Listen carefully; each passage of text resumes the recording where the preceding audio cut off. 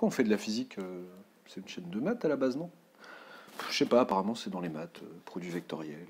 Voilà, bon. Il en faut bien un petit peu aussi, comme pour les équadifs. Alors, j'aime beaucoup ça, j'adore. Soit UVW de vecteur de R3.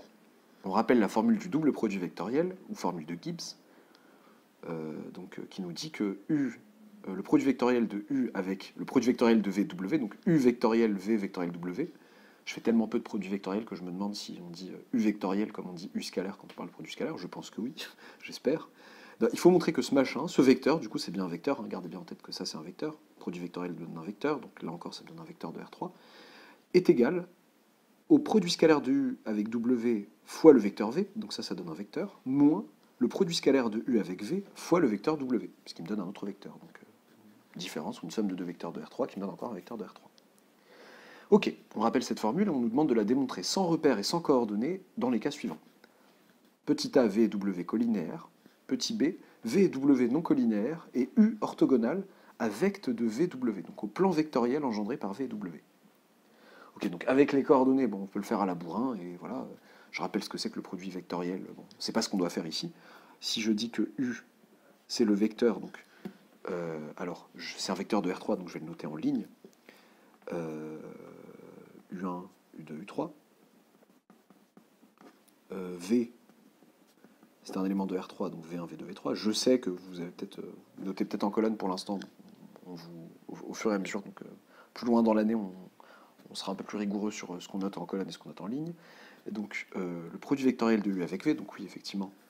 Donc si je regarde ces coordonnées, bah, je me prépare et je fais ça, hein, je rappelle, c'est juste un petit rappel, donc c'est l'histoire du ce que certains appellent le tchouk-tchouk. Donc on pose U2, U3, U1, U2, V2, V3, V1, V2. Et le produit vectoriel, c'est comme ça, enfin, je commence par ça, tac, tac, donc ça fait ça fois ça, moins ça fois ça. Donc ça va me donner comme coordonnées U2, V3, moins V2, U3. Le deuxième, je déteste ça, pardon. Alors, donc le deuxième, ça sera tchouk tchouk, voilà.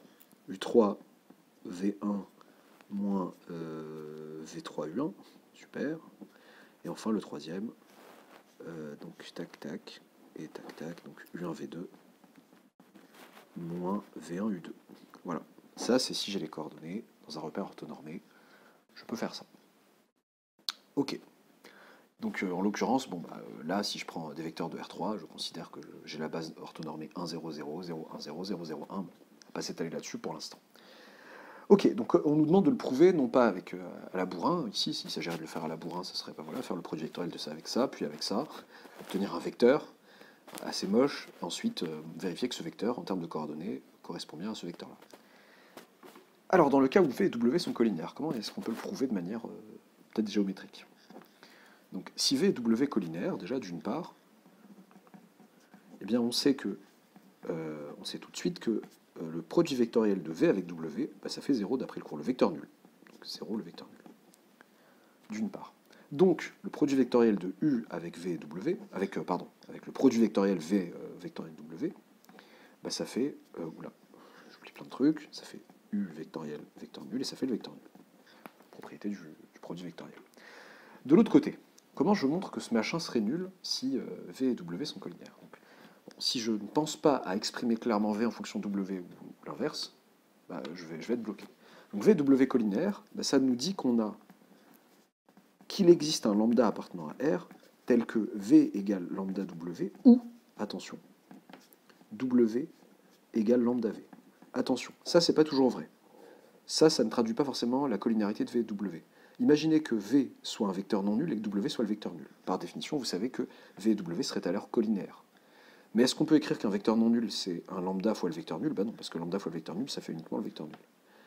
Donc oui, c'est un peu agaçant. Il faut rappeler ce ou dans le cas dans le cas général. Et si on sait que nos vecteurs ne sont pas nuls, tous les deux, eh bien, effectivement, on peut se satisfaire tranquillement de. Si l'un des deux n'est pas nul, on peut se satisfaire d'écrire que l'autre s'écrira lambda fois lui. Alors, alors là, c'est juste pour rappeler que voilà, la collinarité, donc il y a ce deuxième cas important à ne pas oublier. Mais bon, dans les calculs, ça va aller très vite, en tout cas dans notre raisonnement. Donc du coup, qu'est-ce que ça va faire? Si V égale lambda W. Eh bien, je vais avoir quoi? Je vais avoir que cette chose-là, U scalaire W, qu'est-ce que j'ai fait là? Ouais, U scalaire W scalaire, fois V, fois le vecteur V, moins le réel U scalaire V fois le vecteur W, ça me fait tout simplement, donc U scalaire W, on a dit que c'était, donc c'est bon, je garde U scalaire W, fois le vecteur V qui fait lambda fois W, le vecteur W, moins U scalaire lambda W, oui, mais par bilinéarité du produit scalaire, bah, ça me fait lambda U scalaire W fois W. Et vous remarquez qu'on a le même vecteur là et là, et ça fait donc le vecteur nul. D'où le résultat. Donc la formule est valable lorsque U et V, pardon, j'ai des bêtises, lorsque V et W sont collinaires. Alors je vais aller un peu vite, et de même, si W égale lambda V. Ok. Alors maintenant, si V et W sont non collinaires, donc définissent un plan vectoriel, donc je peux parler de vecte VW comme étant un plan vectoriel, et U orthogonal à ce plan vectoriel. Okay. Qu'est-ce qu'on peut dire dans cette situation? Eh bien déjà, on va y aller par étapes. Cette chose, V vectoriel W, c'est un vecteur qui est orthogonal à V et à W. Donc en fait, orthogonal au plan engendré par VW, c'est-à-dire le plan vect de VW. Mais sauf qu'on est dans R3.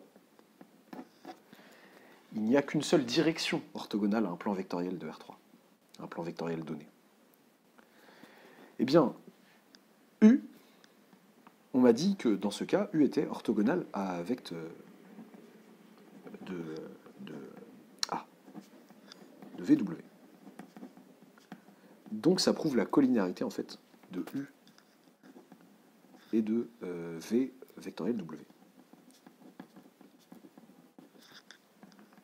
Et ça permet de dire du coup que le produit vectoriel U vectoriel V vectoriel W n'est autre que le vecteur nul, puisque ces deux vecteurs, ces vecteurs qui le constituent, sur lesquels je fais cette opération, sont collinaires. Ok. D'autre part, donc de l'autre côté de la formule, eh bien, j'ai que U, on a dit qu'il était orthogonal au plan vectoriel engendré par VW, donc il est en particulier orthogonal à V et orthogonal à W. Donc quand vous avez U scalaire W fois le vecteur V moins U scalaire V fois le vecteur W, vous avez en fait le réel 0 fois le vecteur W, moins le réel 0 fois le vecteur V, pardon, moins le réel 0 fois le vecteur W, et ça nous fait le vecteur nul. D'où, encore une fois, le résultat dans ce cas. Voilà, le résultat se démontre dans le cas général, alors, si je dis pas de bêtises, en passant par...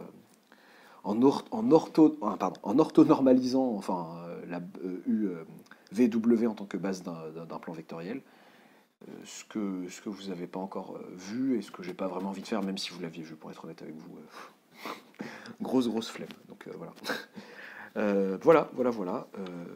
À très bientôt pour une nouvelle vidéo.